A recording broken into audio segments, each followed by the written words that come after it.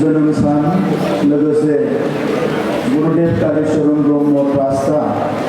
स्निथि गुरुदेव कालीचरण ब्रह्म बान्था बिलाइनाय बे हाबाफारिखौ बरमा कलेजाव खुंदों। दा बेवहाय बाहागो लाफैनो हादों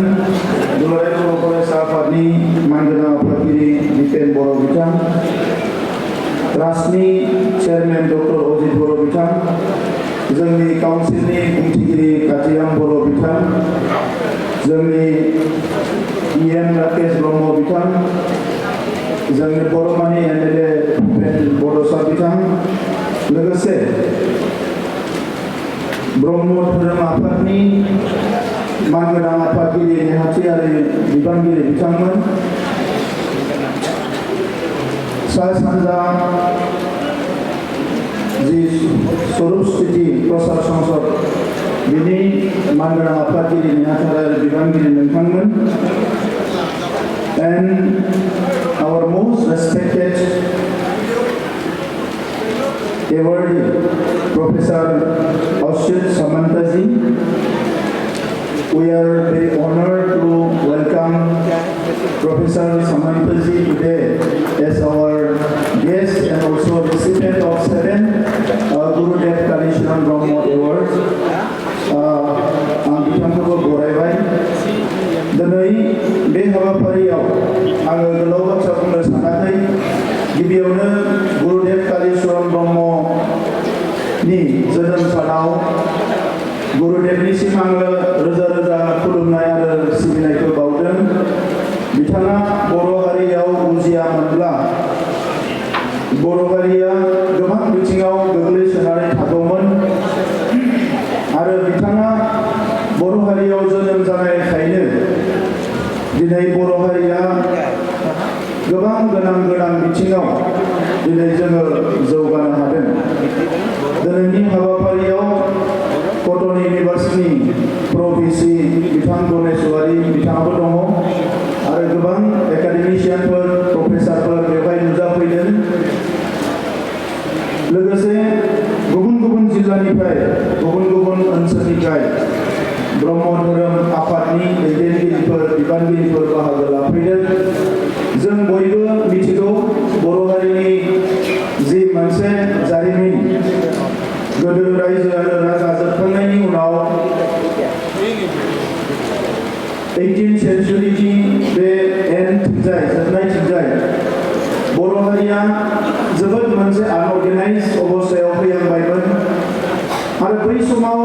जि मोनसे सरासनस्रा रायजो जानाय ट्राइबेल मानसि हिसाबै जोंनि खोमसि फोथायनाय, जौ लोंनाय बायदिसिना गुबुन थासारिफोर, जाय थासारिया मोनसे हारि जौगानायाव मदद खालामा एबा हारिखौ जौगानायनिफ्राय जौगानायनि हाबाफारियाव हेंथासो होयो, बेबायदि माखासे थासारिफ्रा जोंनि गेजेराव दङमोन आरो बेखौ बुजिनानै गुरुदेवा जोंनि माहारिनि गेजेराव मोनसे एनलाइटमेन्ट सोरांनि लामाजों दावगालांनो थाखाय, रिफर्म जानो थाखाय, सोदांनो थाखाय बिथाङा धोरोम फोसावनायनि गेजेरजों जोंनि ससिय' पलिटिकेल कालचारेल गासैबो बिथिङावनो मोनसे सोलायनाय लाबोनो थाखाय बिथाङा जांख्रिखांनाय मोनसे लाबोदोंमोन। दा बेनिखायनो मोनफ्रोमबो हारिया मोनसे सम थायो आरो बे हारियाव माखासे सुबुंफोर उजियो जाय बे हारिखौ मोनसे दिशा एबा डाइरेक्सन होनानै थाङो। गुबुन माहारिनि गेजेरावबो जोङो नुयो, बिथांमोननि गेजेरावबो बबेबा नङा बबेबा सेन्चुरियाव सोरबाफोर जोनोम जायो आरो हारिखौ मोनसे लामाजों दावगालांनो थाखाय लामा दिन्थिलाङो। दिनै शंकरदेवनि बाथ्राखौ जों बयबो मिथिगौ। 14th सेन्चुरियाव शंकरदेवा असमिया एबा आसामनि माखासे मानसिफोरखौ धोरोमनि फारसे रिलिजियास एवारनेसखौ लाबोनानै, कनसियासनेसखौ लाबोनानै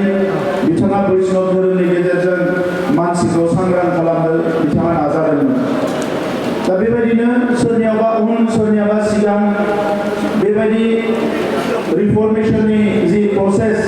बियो जायो दा जोंनि हारियाव गुरुदेवा जोनोम जानानै बे हाबाफारिखौ मावलांबाय नाथाय उननि समाव बर' हारिया पलिटिकल मुभमेन्ट एबा जोंनि अधिकारनि जि आन्दोलन बेवहाय बांसिन मुखुब जानायलाय आरो बै समाव जोंहा खुंथाय गोहो गैयामोन पलिटिकल पेट्रनाइजेसन गैयामोन जोङो गोसो बायदि खामानिफोरखौ हयथ' मावनो हायामोन दा ओंखायनो गुरुदेवनि फारसे जि सिबिनाय गुरुदेवनि जि बाणीफोरखौ बिथांनि फिलसफि आरो आइडियासफोरखौ प्रसार खालामनायाव जों एसे फासयनानै थानो गोनां जादोंमोन नाथाय दिनै आङो ब्रह्म धोरोम आफादखौ बाख्नायगोन स्वरूप स्थितिखौ बाख्नायगोन जे नोंथांमोना जोबोद खम रिसर्सेसजोंब्लाबो थाखा फैसा गैयाब्लाबो गुरुदेवनि जि मोन्थोर गुरुदेवनि जि बाणी बेखौ फोसावनानै ब्रह्म धोरोमखौ फोथांनानै लाखिनायजों लोगोसे जोंनि माहारिनि सुबुंफोरखौ सोरांनि लामाजों दावगालांनो थाखाय माखासे स्पिरिचुएल माखासे टिचिंफोरखौ स्पिरिचुएल आइडियासफोरखौ नोंथांमोना दायित्व लानानै फोसावबोदों आरो दिनैनि समाव ब्रह्म धोरोम आफादा जोबोद गोख्रों जाबाय जोङो सरकार दाग्रोमोना आङो नायदों जिहेतु दुलाराय बर' फरायसा आफाद थानाय समाव बर' हारि दानायनि बाथ्राखौ जेब्ला जों सानो रायलायो अब्ला जोङो गुबुन गुबुन बिथिंखौ नोजोर होयोब्ला बड'फा उपेन्द्रनाथ ब्रह्मनि जि मोनसे ससिय' पलिटिकेल रेभलिउसन आरो बिनि सिगाङाव गुरुदेव कालीचरण ब्रह्मनि जि मोनसे माहारिखौ रिफर्मेशननि लामाजों लांनानै मोनसे सोदांनाय आरो सोद्रोम सिभिलाइज हारि महरै गायसननो थाखाय जि मोनसे हाबाफारि लानाय बे मोननै बिथिंखौनो जोङो नोजोराव जोंनियाव फैयो दा ओंखायनो थाबैनो आसाम सरकारजोंबो सावरायनानै दिनै गोबां ब्रह्म मन्दिरफोरखौ जोङो लुनो हादों आरो जोंनि फारसेनिफ्रायबो जेसेबां हायो जोङो नाजादों बे ब्रह्म मन्दिरफोरखौ लुनो थाखाय गुरुधामाबो एसे गोबाव सम नायसनजायै बायदि जानानै दङमोन नाथाय ब्रह्म धोरोम आफाद आरो ब्रह्म जि मोनसे गुरुदेव कालीचरण ब्रह्म ट्रास्ट जों जयै सावरायनानै माखासे हाबाफारिफोरखौ मावनो हाबाय गुरुधामखौ दा फोसाबनाय आरो डेभेलपमेन्टनि खामानिया सोलिगासिनो दङ आरो बिथांनि जि समाधि बे समाधिखौबो मोजाङै बानायनाय जायाखैमोन फोथार गेजेराव बे समाधिया दङमोन आरो आङो बेखौनो नुनानै जोबोद दुखु मोनदों जाय गुरुदेवा दिनै बर'खौ बुहुमाव मुंदांखा हारि महरै गायसननो थाखाय लामाखौ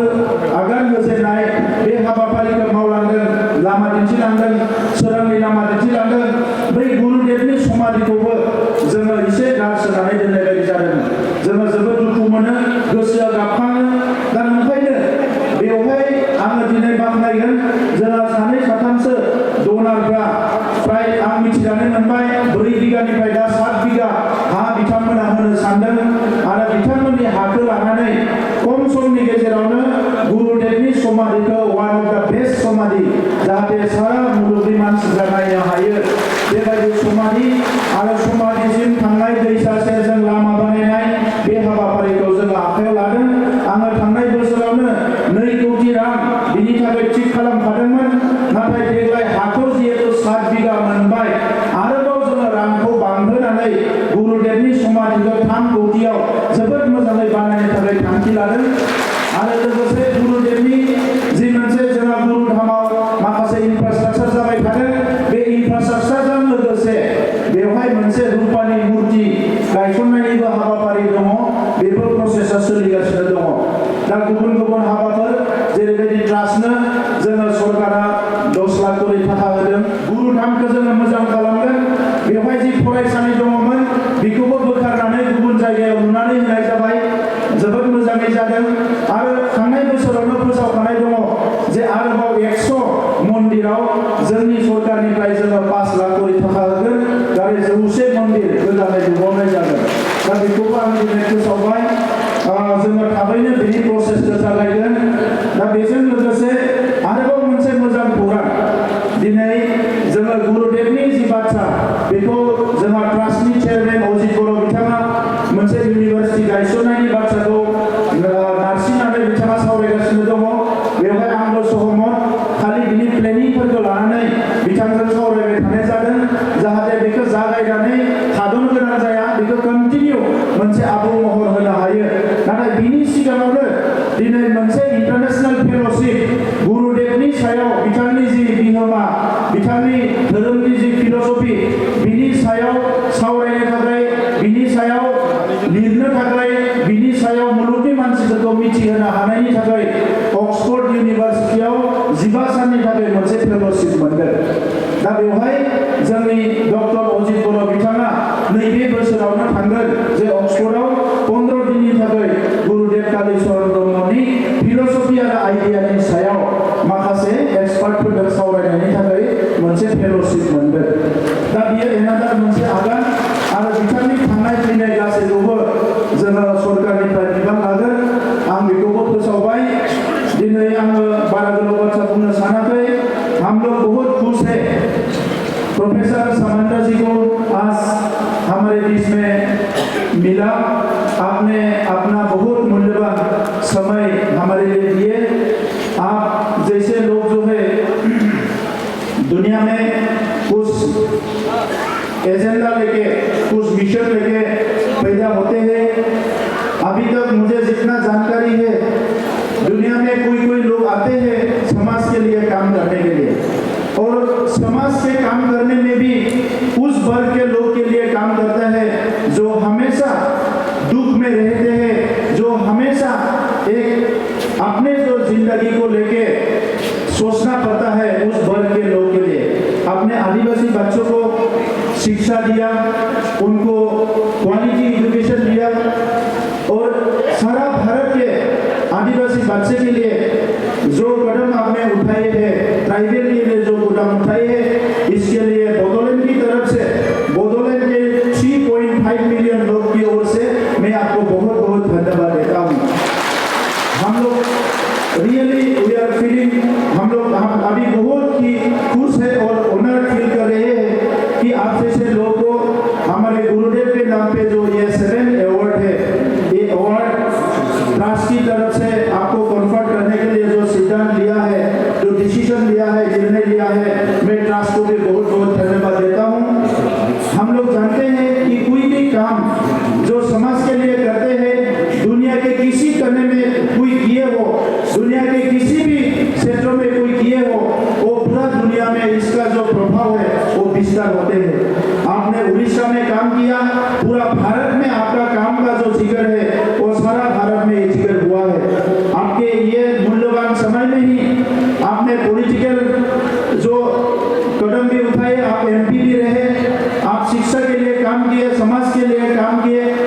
ये हमारे लिए बहुत एक बड़ा बात है कि आप जैसे लोग को आज यहाँ मिलना। आने वाले समय में आप और भी ज्यादा काम करेंगे और मुझे ये बात खुशी तो होना नहीं चाहिए लेकिन अच्छा लगा कि मेरा भी जीवन में मैं यही एजेंडा लेके चल रहा हूँ कि आपने पॉलिटिक्स में संन्यास लिया। ये बात बोला आपका उम्र 60 भी नहीं हुआ लेकिन आपने पॉलिटिक्स से संन्यास लिया लोगों के भलाई के लिए काम करने के लिए, जनता के लिए काम करने के लिए, समाज के लिए काम करने के लिए, आदिवासी बिछड़े हुए वर्गों के लिए काम करने के लिए आपने पॉलिटिक्स से जो संन्यास दिया। पॉलिटिक्स में भी आप जैसे लोग को चाहिए क्योंकि पॉलिसी मेकिंग बॉडी में ऐसा लोग चाहिए जो सच में समाज को प्यार करते हैं, जानते हैं और कुछ करना चाहते हैं। ऐसा लोग को भी पॉलिसी मेकिंग बॉडी में चाहिए। पॉलिटिक्स में भी आपका जरूरत है लेकिन आप पॉलिटिक्स को छोड़ के समाज के लिए काम करना चाहता है और दूसरी तरफ हम देखते हैं कि उसका उम्र खत्म हो जाता है कि वो पॉलिटिक्स नहीं छोड़ते हैं, जहाँ पे हम लोग को बहुत उम्मीद नहीं हम लोग कर सकते हैं। तो ये आपका बहुत बड़ा विचार है। मैं बहुत बहुत धन्यवाद देता हूँ आपको। बयनिसिमबो साबायखर बावनानै आंनि बुंनायखौ बेवहायनो फोजोबबाय। गोजोन्थों।